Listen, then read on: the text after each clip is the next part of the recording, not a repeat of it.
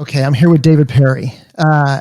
He just, first of all, we find out that he knows a childhood friend of mine, Sean Spector from Gamefly. David Perry, as I said in the intro, he is a juggernaut in the gaming world. But now he just showed me something in the pregame that his new platform that he's created last year. It's unbelievable. It's to me, from somebody that owns a business that sells a widget, it's earth shattering. I got tons of questions, but we're going to get into his life. And, for anybody out there that wants to, start a .com business or have that glamorous kind of vision of, being that young guy that creates a software this is the guy, this is what he did, so we're going to get into that origin story. But David, after you just told me, welcome to the show. I'm so excited to get into your story. First of all, you're from Ireland. Let's start there. Yeah, first of all, thanks for inviting me, first of all. But yes, I'm from Northern Ireland.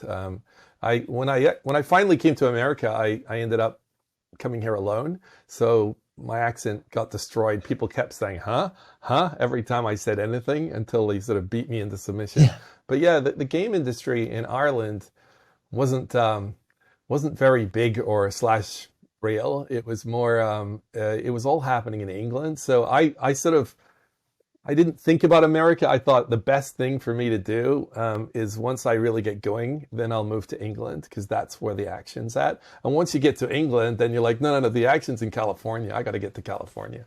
You were a wonderkind, though. You're a wonderkind. Like, did mom and dad have any skill set, or what created this early impetus for because you started making games early on, or working with computers or whatever? How'd that start? Yeah, I joke about in Ireland, they say it only rained twice this week, once for 3 days and once for 4 days. So it gets cold in the winter. You find yourself inside a lot, and there was no internet. So I have this computer, and do I want to do spreadsheets and stuff on it? Oh, heck no. So I start doing games. And once you start typing in games, in the old days, all the devices had keyboards. Nowadays, of course, you're just buying discs or you're just downloading from the internet. So therefore, you never touch the code. In those days, you typed everything in, and you can imagine you're typing in lives equals 3, and you're like, wait, if I type lives equals 10, does that work? And it does. And so you start to go, well, what else can I do here? And you start hacking, and you learn the code just by typing in so many games. And you also learn to type, which is pretty cool. But at the end of the day, I ended up making some very basic games, and I sent those off to be published, which if you're a kid, that's a big deal just to be published. I was so excited. Look, it's my name in a magazine. But I didn't realize that the game industry pays for this stuff. And so that's when I got cash or a check in the mail. And how old were you? That's a great question. Probably around 15, 16. Nice. And I ended up buying lots of candy. That was like the only thing that you use money for. There's nothing else, right? So it's just buy lots. I had a backpack of candy, and I kept making more and more and more games.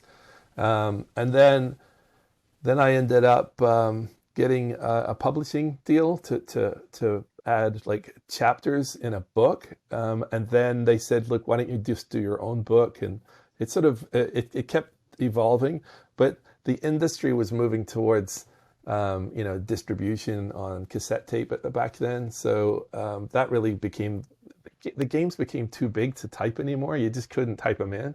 It would take you days. So what we did is we ended up putting everything on cassette tape, and that's when it became, I think, a legitimate industry, selling selling boxes and boxes of games into the stores. And that's when I moved to England. Ooh. So I had a difficult decision. You're in high school, and you're like, I'm going to move to England to make video games. Now that sounded like I'm going to be a professional skateboarder when they first invented the first skateboard. It makes no sense. They're like, what's skateboarding, right? What is video games? That's not a thing. That's a terrible idea. And so I ended up saying, I have to do this. So I ended up flying to England and starting at a company over there. What did your mom and dad do for a living? My dad was a photographer, like a professional photographer, and he worked for something called the housing executive. So in Northern Ireland, they're always trying to build more homes and try to when I grew up, there was a lot of terrorism, so the city was a mess.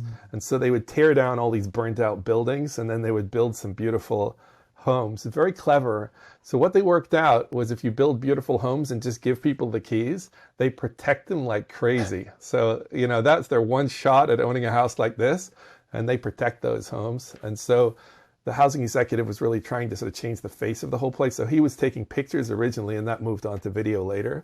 And so, I never really thought about it, but I would be with him in the worst areas of the city, like the most bombed out, dangerous places, shooting video with him. It was kind of funny, but it was fun.